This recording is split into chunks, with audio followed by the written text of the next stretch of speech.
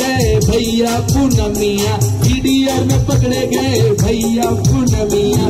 Madam आपने बोला था टोला हटाओगे, हमारे समाज का भवन भी बनाओगे। चुनाव के वक्त आप स्वघोषित दुर्गा बने, चुनाव के वक्त आप स्वघोषित दुर्गा बने। महिलाओं के वोटों को आपने बखूबी बुने, महिलाओं के वोटों को आपने बखूबी बुने।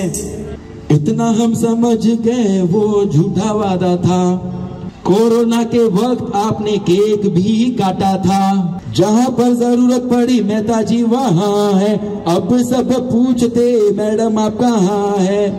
हमने भी कह दिया वो झूठों की टोली है, कहना था जो कह दिया बुरा न मानो होली है।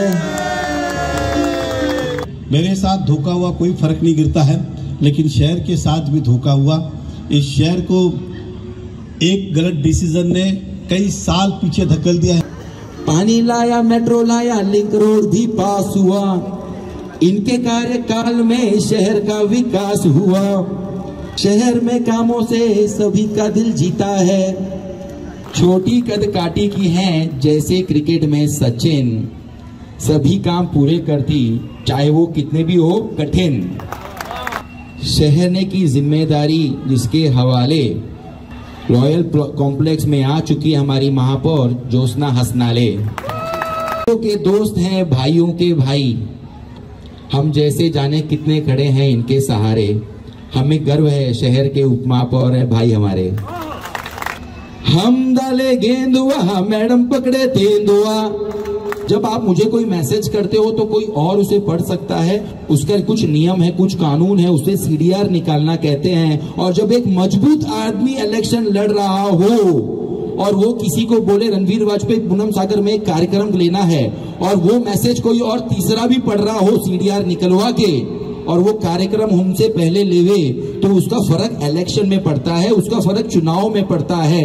और हमें 2.5 साल के बाद पता चला कि जब हम संघर्ष कर रहे थे, जब हम लड़ाई लड़ रहे थे, तो हमारा कोई सीडीआर निकाल रहा था। कल मैडम ने कहा कि 475 करोड़ रुपए पानी के लाए। उनकी एक खासियत है, अजीत दादा ने 11 तारीख को संसद में बजट पढ़ा। अब जाहिर सी बात है, अगर 11 तारीख को बजट पढ़ा तो राज्यपाल के अभिभाषण के पहले बजट बना होगा। राज्यपाल का अभिभाषण हुआ 3 फरवरी को, मतलब 3 फरवरी के पहले ही बजट बन गया था। 11 तारीख को उसका वांचन जो है सभागृह में हुआ। 473 करोड़ पानी की योजना जो देवेंद्र फडणवीस साहब के सभी मंजूर थी, हो सकता है बजट में भी प्रोविजन किया। इनको जैसे ही पता चला 11 तारीख को जाके वापस लेटर देते कि हमारे मीरा भाईंदर को 473 करोड़ रुपए की जरूरत है, आप दे दो। 3 तारीख को बजट में छप गया। 11 तारीख को अजीत पवार ने इनके शहर का जब विषय लिया तो इनको पता चला मेरे शहर का तो लोग क्या कहेंगे, तो जाके लेटर दिया। वो लेटर अभी भी मेरे पास है। 11 तारीख को बजट पढ़ने के आप पैसे बाद में मांग रहे हो कि हमारे शहर को जरा पैसा दे दो।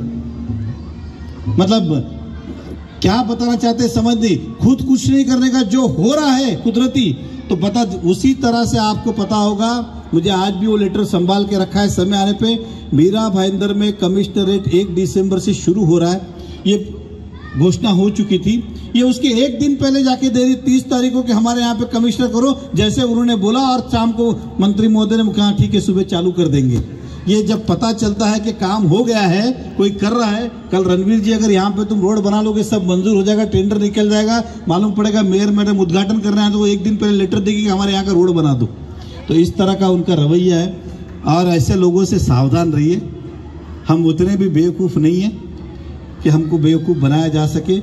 एक जो धोखा था वो हो गया, मैं उसे बुरा सपना समझ के भूल गया हूँ। आप भी भूलिए, नए से शुरुआत करेंगे, क्योंकि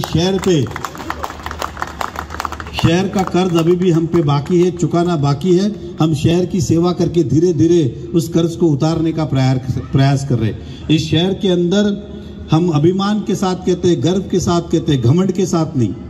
हम अभिमान के साथ, गर्व के साथ कहते हैं, क्योंकि हम भी शहर के रहवासी हैं। और ये शहर जो है जब एकदम डेवलप लगता है तो हमें भी खुशी होती है। जितनी आपके परिवार को खुशी होती है उतनी खुशी मेरे परिवार को होती है। और इस शहर को पिछले 5 साल में हमने पूरा का पूरा बदलने का प्रयास किया। आज सड़कें जो खड्डे पहले हमें हर बारिश में चिकड़ में खड्डे भेजते थे फोटो निकाल के, आज वो फोटो बंद हो गए। अधिकतर हमने मीरा रोड के सीमेंट रोड कर दिए।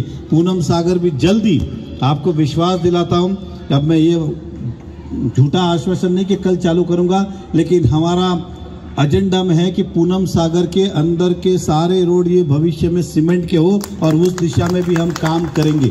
इसलिए नहीं कि पूनम सागर में खड़ा हूं, हमारा कर्तव्य ही हम समझते कि इस शहर में भेदभाव नहीं करते हुए डेवलपमेंट पूरी ईमानदारी के साथ करना है, पूरी ताकत के साथ करना है और करके दिखाएंगे।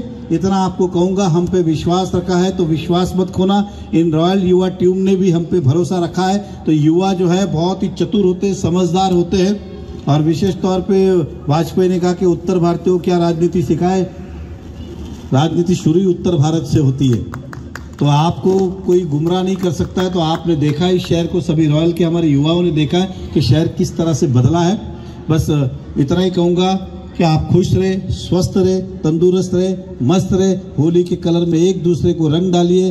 रणवीर जी, फिर एक बार आपको, आपकी टीम को, सभी को दिल की गहराइयों से बधाई देता हूँ और शुभकामनाएं देता हूँ।